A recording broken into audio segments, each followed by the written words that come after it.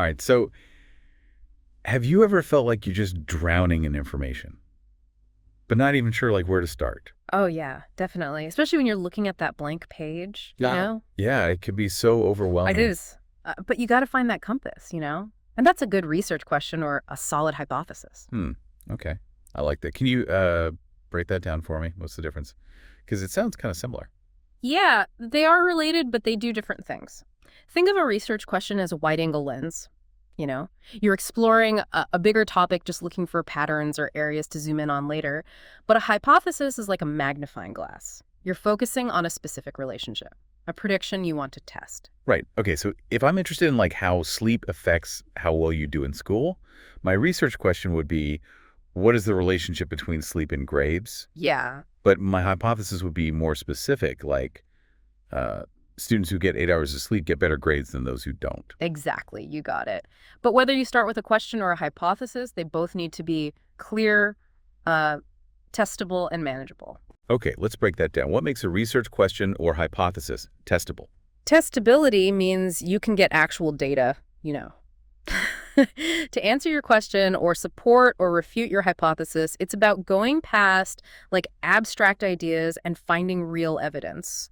Like in your sleep hypothesis, you could get data on students' sleep habits and then compare that to their grades. Okay, so I can't ponder the mysteries of the universe in like a 5-page paper. Well, those are really interesting questions, but maybe a bit too broad for a normal research paper. You want something that you can actually research, Yeah. within the project. Okay, so manageable is all about being realistic, basically, and Mhm. working within your limits. Right. It's like choosing a hiking trail. You wouldn't climb a huge mountain if you're just starting out, right? You'd pick a trail that's good for your skill level and resources. Yeah, that's a good analogy. Yeah. So we've got clear, testable, and manageable. Any other golden rules for a good research question or hypothesis? Specificity is key. The more focused your question or hypothesis, the easier it'll be to actually do your research and then come to some meaningful conclusions. So like with the sleep example, instead of just saying sleep, we could get more specific and say the type of sleep, like REM sleep, or we could focus on a specific age group, like college students. Exactly. You're making your focus smaller, which makes your research way more targeted and impactful. Gotcha. This is really helpful. It feels like I'm starting to actually see the light at the end of the research tunnel. Remember, a strong research question or hypothesis is like building a really solid foundation for a house. If that foundation is messed up, the whole house is at risk. So we really got to nail this part right from the start. No pressure. Think of it as a fun challenge, not like a scary task. Huh? Once you have that clear, focused compass, the whole research journey becomes way easier and you get more out of it. I like that. Okay, so let's say I'm trying to brainstorm some research ideas. Any practical tips for coming up with a strong research question or hypothesis? Well, one of the best things you can do is just be curious, you know? And observant. Look around. You pay attention to the news and think about stuff you're interested in and what you've experienced. Like, what are some questions that come to mind? What are things you'd like to know more about? So inspiration can come from anywhere. It Yeah. doesn't have to be super serious and academic. Absolutely. Some of the most groundbreaking research came from simple, everyday observations. The key is to be open to those aha moments and write down ideas that make you curious. And don't be afraid to ask for help, right? Talk to professors or mentors or even classmates who might have different ideas. Right. Sometimes talking about your ideas with others can help you figure out your thinking and make sure you're on the right track. Plus, it can make research more collaborative and fun. Okay, cool. This is starting to make a lot more sense. But I got to be honest, sometimes it just feels like there's too much information out there. It's paralyzing. Any tips for navigating that? Yeah, I know that feeling. It is easy to get lost. That's why starting with a clear research question or hypothesis is so important. It's like a filter that helps you decide which information is useful and which stuff you can ignore. So it's like having a target in mind before you start shooting arrows. Yeah. Without a target, you're just shooting randomly, and that can be really frustrating. True. So let's say I have a general topic in mind. How do I go from that broad idea to a specific researchable question or hypothesis? That's where doing a little preliminary research can be super helpful. Spend some time reading articles or books or websites about your topic. Get a sense of what we already know and look for areas where you could add something new or build on older research. So it's not about coming up with something totally new, but finding like a unique angle or perspective in an existing field. Exactly. And as you research more, your initial question or hypothesis might change, and that's fine. Research changes a lot, and it's okay to refine your focus as you learn. This is so helpful. I'm really starting to understand how to make a good research question or hypothesis. And it's important to remember it's an art, not a science. There's no one right way to do it. The most important thing is to be curious, be specific, and be willing to change things as you go. Okay, so we've covered the basics of making a research question or hypothesis. But what about when you hit a wall? What if you get stuck or feel like your research is going nowhere? That's a great question, and it happens to everyone, even the most experienced researchers. Sometimes you just need to step back, take a break, and look at your question or hypothesis again. Is it still clear? Is it still something you're passionate about? So it's okay to reevaluate and make changes along the way. Of course. Don't be afraid to switch things up if you realize your research is taking you somewhere else or if you're not interested anymore. Okay, good to know. Yeah. I think lots of people, me included, feel like they have to stick to their original plan no matter what. But research is all about discovering new things, and sometimes the coolest insights come from unexpected detours. I like that. It makes it feel less stressful, so it's okay to just embrace the twists and turns. Exactly. Just stay curious, stay open-minded, and don't be afraid to ask for help when you need it. This has been awesome. I'm finally starting to understand the importance of a strong research question or hypothesis. And remember, it's not just about writing a good paper. It's about developing critical thinking skills and learning how to ask good questions and helping people understand the world better. So it's about being a lifelong learner, being someone who's always trying to learn new things. Yes. And that's a skill that will help you a lot, even outside of school or work. It's about being curious and being engaged and willing to dig deep to find those answers that really matter. I love that. It's like we're not just researchers, but explorers going into uncharted territory, using our research questions and hypotheses as our maps. And who knows what amazing discoveries we'll make along the way. Yeah, that's the best part. Okay, we've talked about a lot in this first part.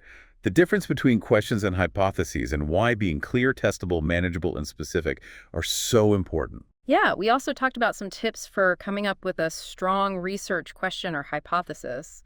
Things like being observant brainstorming, asking for help, and doing some basic research to start. Right. We touched on how research is always changing, how it's okay to change your focus and make adjustments as you go. Exactly. So before we get to the next part, I want you to think about what you're interested in for research. What are some questions that make you curious? What topics would you like to learn more about? Don't be afraid to write down any ideas that pop into your head, even if they're not fully formed yet. Remember, research is a process, and it all starts with that initial spark of curiosity. And as we go deeper into the research process in our next part, we'll explore how to turn those sparks into really well-crafted research questions or hypotheses that can guide you on your journey of discovery. I can't wait. So you've got some research ideas floating around, right? What now? Let's talk about how to really shape those into questions or hypotheses that are going to make a real impact, Okay, cool. I'm ready. It's like I have all these puzzle pieces, but I don't know how to put them together yet. Haha, yeah, that's a good way to think about it. This stage is like sorting through those pieces and finding the ones that fit to make a clear picture. Okay, so where do we even start? Do we just dive in and research everything about our topic? Not quite. Remember, a good research question or hypothesis is like a roadmap. It keeps you from getting lost in all that information. Right. Okay, Yeah. so how do we go from a big topic to that focus roadmap? It's all about asking good questions. Let's say you're interested in how artificial intelligence is going to change jobs. That's a huge topic. Oh, yeah, for sure. Where would you even begin? It could go in so many different directions. Exactly. You got to break it down. What about AI and jobs is really interesting to you? Is it like people losing their jobs? Or maybe AI creating new jobs? Or even the ethical stuff? Okay, so we need to figure out what specifically we're interested in within that bigger topic. Yes. Once you've narrowed it down, you can start asking better questions. Like instead of asking, how will AI change jobs? You could ask, will AI cause a lot of people to lose their jobs in manufacturing? Right. That's way more specific, and it gives you a clear path for your research. Exactly. And then you can make a hypothesis that you can test. Like using AI in manufacturing will cause like a 15% drop in human jobs over the next 5 years. Oh, I see how that works. But what if you're just starting out and you don't know a lot about your topic yet? That's when you do some preliminary research. Don't be Yeah. scared to do some general reading about your topic. Look at articles, books, websites, just to get a basic understanding of the main ideas, what's happening now, and what people are arguing about. So this is like doing some recon before you go all in on the research. Exactly. And as you're reading, pay attention to any questions that pop up. What surprises you? What do you want to know more about? And those could be good starting points for your own research, right? Yeah, and it's okay to talk to experts too. Professors, researchers, even people who work in those fields, they can give you good advice and point you in the right direction. Cool. Okay, that makes sense. So we've got our topic narrowed down, we've done some reading and maybe talked to some experts. Now what? How do we actually turn those ideas into a good research question or hypothesis? Now you got to really focus your thinking. Look at everything you've learned and find any patterns, contradictions, or missing information. So it's like a puzzle again, but instead of a picture, we're building like a story. Yes. And just like a puzzle, you might have to move the pieces around a few times to get it right. Ask yourself what's missing from what we already know. What questions haven't been answered well enough? What new perspectives could we look at? I like how you're making this feel like a discovery process, not just checking things off a list. Research is all about exploring and finding new knowledge, right? Sometimes the most interesting stuff comes from questioning what we think we know. Okay, so we've really thought about things and found some important questions or areas we want to explore. What's the last step to make those into a solid research question or hypothesis? It's all about being clear and specific.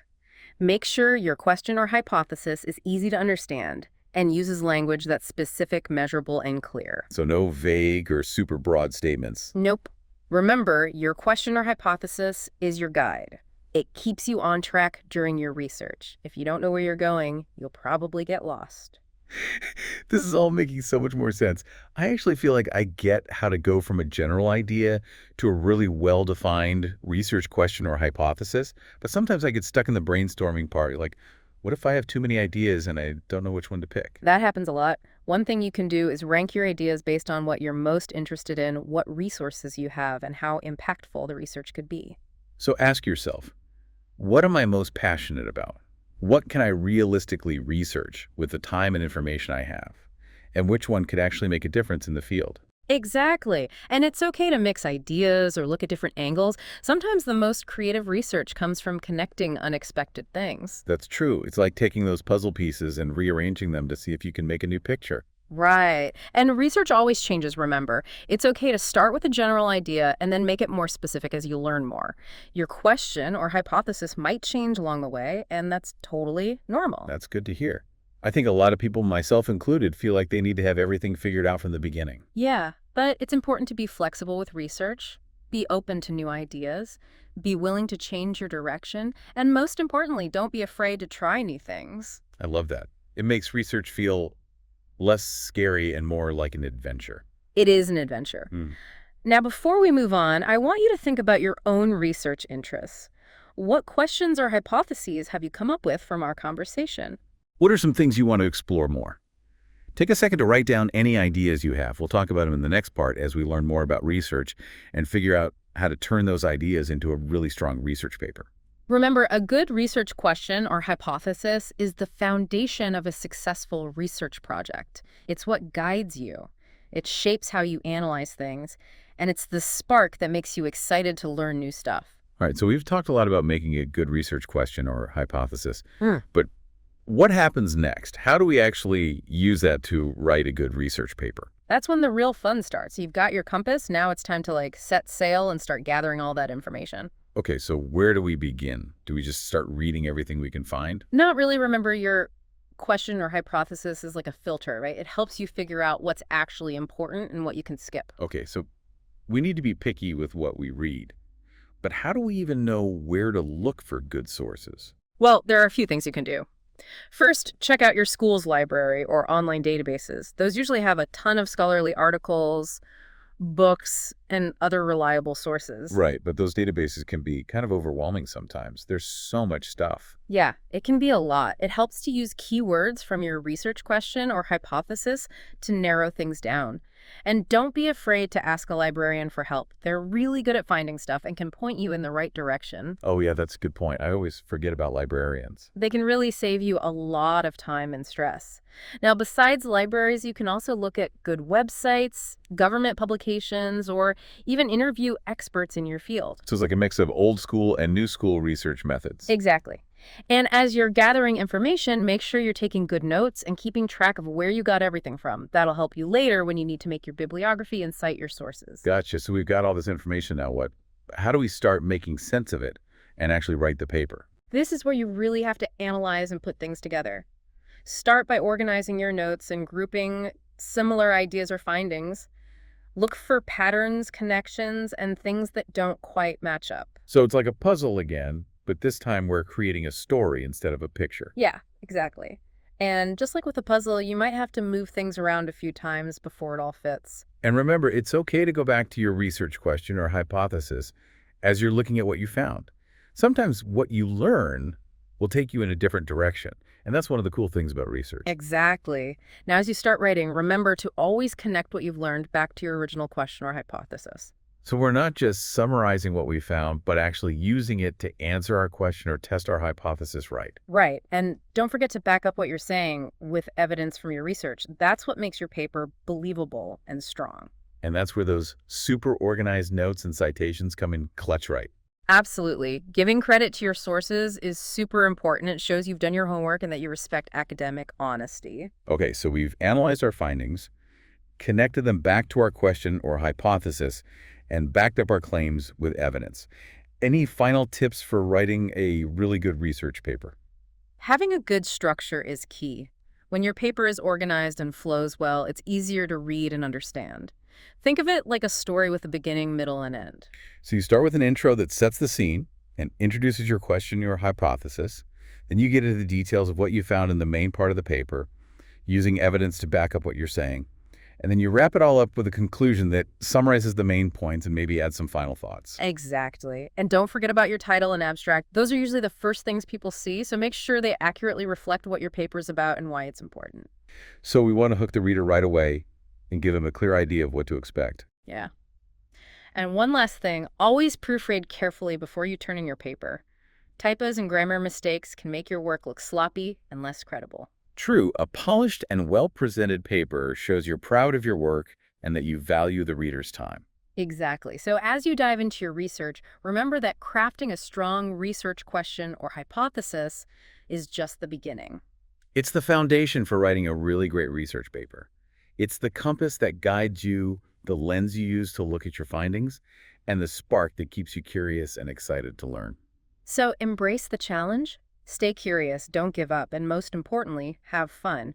Research is full of amazing things just waiting to be discovered. This has been awesome. I feel like I have a whole new understanding of research and how important it is to have a good research question or hypothesis. And remember, research isn't just about finding answers, it's about asking good questions, challenging what we think we know, and trying to understand the world better. So to everyone listening who's ready to start their own research projects, remember this. The journey is just as important as the destination. Enjoy the process, be open to new ideas, and never stop asking questions. You got this.